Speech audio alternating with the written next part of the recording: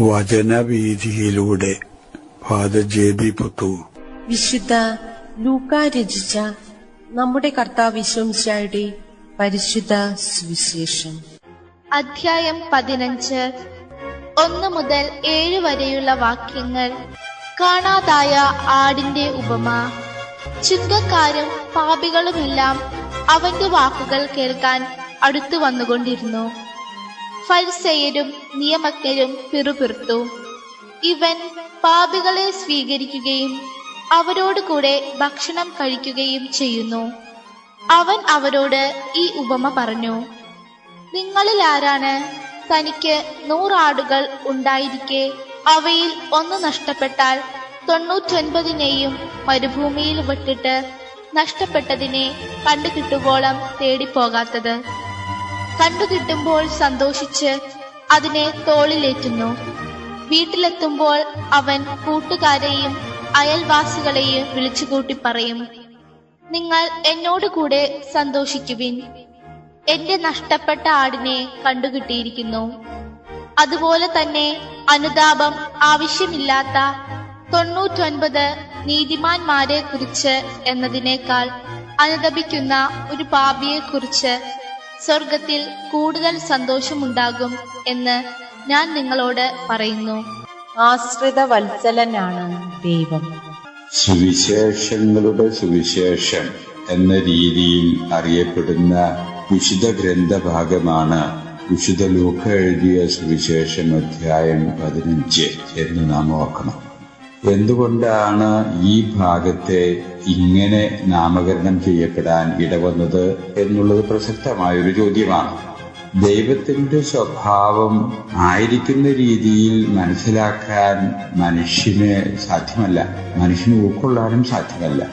മനുഷ്യന് ഉൾക്കൊള്ളാവുന്ന അത്ര വിശ്വസ്തയോടുകൂടെ ഉൾക്കൊള്ളാൻ ഇടവരികയാണെങ്കിൽ അതിന്റെ തനിമയിലെ ആവിഷ്കരിക്കപ്പെടുന്ന ദൈവത്തിന്റെ സ്വഭാവത്തിന്റെ പ്രകൃതി ഇതിൽ പ്രകാശിതമാക്കുന്നുണ്ട് എന്നതിന്റെ അടിസ്ഥാനത്തിലാകാം അങ്ങനെ പണ്ഡിതന്മാരുടെ ഇടയിലെ ഈ ഭാഗം ഇങ്ങനെ അറിയപ്പെടാൻ ഇടവന്നത്. ഈ ഭാഗത്തിൽ 3 കഥകളാണ് യേശു പറയുന്നത്. അതിൽ ആദ്യത്തെ കഥയാണ് ഇന്നത്തെ സുവിശേഷം. ഈ 3 കഥയിൽ കൂടെയും ഒരു സത്യമാണ് നമ്മുടെ മുമ്പിൽ അവതരിപ്പിക്കപ്പെടുന്നത്. ആ സത്യം ഇതാണ്: ദൈവം ആശ്രിത വത്സനാണ് എന്നുള്ളതാണ് പരമപ്രധാനമായിട്ടുള്ള ആ സത്യം. ദൈവത്തിന് നന്നായിട്ട് അറിയാം തന്റെ സൃഷ്ടിയായിരിക്കുന്ന മനുഷ്യൻ ബലഹീനനാണ്, ചാബല്യമുള്ളവനാണ്, അവനെ ജീവിതത്തിൽ പാളിച്ചുകൾ പറ്റാം എന്ന് മറ്റാരേക്കാൾ കൂടുതൽ ദൈവം മനസ്സിലാക്കിയിരിക്കുന്നു. ദൈവത്തിനറിയാം. അങ്ങനെ ചാബല്യമുള്ള മനുഷ്യന്റെ ചാബല്യങ്ങള് അംഗീകരിക്കാൻ തയ്യാറാകുക എന്നുള്ളതാണ് മനുഷ്യനിൽ നിന്ന് ദൈവം ആഗ്രഹിക്കുന്ന യഥാർത്ഥ വസ്തുത. അതാണ് മനുഷ്യന് ചെയ്യാവുന്ന ഏറ്റവും മാന്യമായ പ്രവൃത്തി. ചാബല്യവും അല്ലെങ്കിൽ വീഴ്ചകളും ഉണ്ടാകുമ്പോൾ അത് ചാബല്യമല്ല, വീഴ്ചയല്ല എന്ന് ദുർവ്യാഖ്യാനം ചെയ്ത് അതിനെ നീതീകരണത്തോടു കൂടെ അപ്രോച്ച് ചെയ്യുക എന്നുള്ളത് ദൈവത്തിന്റെ മുമ്പിൽ ഒരിക്കലും നീതീകരിക്കപ്പെടുന്ന ഒരു യാഥാർത്ഥ്യമല്ല എന്ന് നമ്മളെ പഠിപ്പിക്കുകയാണ്. അതുകൊണ്ട് മനുഷ്യ സഹജമായിട്ടുള്ള ചാബല്യങ്ങൾക്ക് മനുഷ്യൻ വിധേയനാകിയാൽ തന്നെ മനസ്സ് തുറന്നുകൊണ്ട് അത് സമ്മതിക്കാനും ഏറ്റുപറയാനും മനസ്സിന് അന്തരം വരുത്താനും ഇടവരുന്ന മനുഷ്യനെ ദൈവത്തിന്റെ സഹായം ഉറപ്പാക്കുന്ന ഒരു സ്ഥിതിവിശേഷം ഇവിടെ പ്രകാശിതമാണ്. 100 ആടുകളുണ്ടായിരുന്ന ഒരു വീട്ടുടമസ്ഥന്റെ കഥ നമ്മുടെ മുമ്പിൽ അവതരിപ്പിച്ചുകൊണ്ട് ഇന്നത്തെ സുവിശേഷത്തിലൂടെ യേശു ഇന്ന് മനുഷ്യർ കരുതുന്ന സാമ്പത്തിക ശാസ്ത്രത്തിന്റെ വിരുദ്ധമായിട്ടുള്ള, അതിനെ ഒരു തരത്തിൽ പറഞ്ഞാൽ നിഷേധിക്കത്തക്ക വിധത്തിലുള്ള ഒരു തത്വത്തിന്റെ അടിസ്ഥാനത്തിലുള്ള ഒരു നിലപാട് സ്വീകരിക്കുന്നതായിട്ട് കാണാം. സാമ്പത്തിക ശാസ്ത്രം അനുസരിച്ച് 100 ആടുകളുണ്ടായ ആ വീട്ടുടമസ്ഥനെ 1 ആട് നഷ്ടപ്പെട്ടിട്ടുണ്ടെങ്കിൽ 99നെ ഉപേക്ഷിച്ചിട്ട് നഷ്ടപ്പെട്ട ആടിനെ കിട്ടാൻ വേണ്ടി അന്വേഷിച്ചു വരുമ്പോ അന്വേഷിച്ച് ചിലപ്പോ ആ നഷ്ടപ്പെട്ട ആട് കിട്ടാതിരിക്കാം. ആ ആടിനെ അന്വേഷിച്ചു വരുന്ന ആള് വീണ്ടും തിരിച്ചു വരുമ്പോ ഇവിടെ 99 ആടുകള് എങ്ങനെയിരിക്കും, അത് സുരക്ഷിതമാണോ അല്ലേ എന്ന് ഉറപ്പില്ല ഈ വീട്ടുടമസ്ഥന്. അങ്ങനെ വരുമ്പോൾ സ്വാഭാവികമായിട്ട് യുക്തിയും ബുദ്ധിയും അനുസരിച്ച് ചിന്തിക്കുന്ന മനുഷ്യൻ ഒരെണ്ണം പോയത് പോകട്ടെ, 99 എണ്ണം നമുക്ക് പരീക്ഷിക്കാം, അതിനെ നഷ്ടപ്പെടുത്തിയിട്ട് പോയതിനെ അന്വേഷിക്കാൻ പോകുന്നത് ഇന്നത്തെ സാമ്പത്തിക ശാസ്ത്രത്തിന്റെ ബുദ്ധിശൂന്യതയായിട്ടാണ് മനുഷ്യൻ കരുതുക.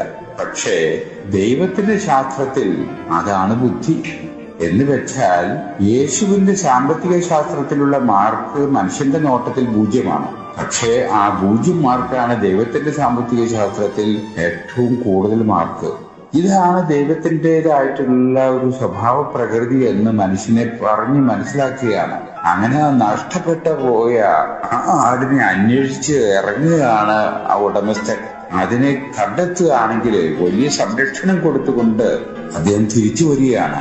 ആ തിരിച്ചു വന്ന് കിട്ടി എന്നുള്ളതിന്റെ അടിസ്ഥാനത്തിൽ കൂട്ടുകാരുമായിട്ട് ആ സന്തോഷം പങ്കുവെക്കാൻ തയ്യാറാകുന്ന വീട്ടുടമസ്ഥൻ. അത് സാമാന്യം ഇന്നത്തെ ലോകത്തിലുള്ള മനുഷ്യന്റെ ബുദ്ധിക്ക് നിരക്കുന്ന ഒരു സാമ്പത്തിക ശാസ്ത്രത്തിന്റെ പിൻബലമല്ല അതിന് കാണുക. ദൈവത്തിന്റെ സാമ്പത്തിക ശാസ്ത്രത്തിലെ യഥാർത്ഥത്തില് അങ്ങനെ ഒറ്റപ്പെട്ടു പോയ മനുഷ്യരും ബലഹീനത കൊണ്ട് നഷ്ടപ്പെട്ടു പോയ ആളുകളും ചാബല്യം കൊണ്ട് വീണുപോയ ആളുകളും യഥാർത്ഥത്തിൽ അവരെ രക്ഷിക്കാൻ വേണ്ടി ഉള്ള ഒരു മനസ്ഥിതി ഉള്ളവരാണ് ദൈവം.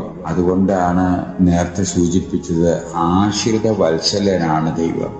ദൈവത്തെ ആശ്രയിക്കാൻ സാധിക്കുക എന്നുള്ളതാണ് മനുഷ്യന്റെ ഏറ്റവും വലിയ പുണ്യമായിട്ട് കർത്തവ്യമായിട്ട് മനുഷ്യൻ മനസ്സിലാക്കേണ്ടത് എന്ന സത്യമാണ് യേശു ഈ സുവിശേഷ ഭാഗത്തിലൂടെ നമ്മളെ പഠിപ്പിക്കാൻ ശ്രമിക്കുന്നത് എന്ന് കരുതുന്നതിൽ തെറ്റില്ല.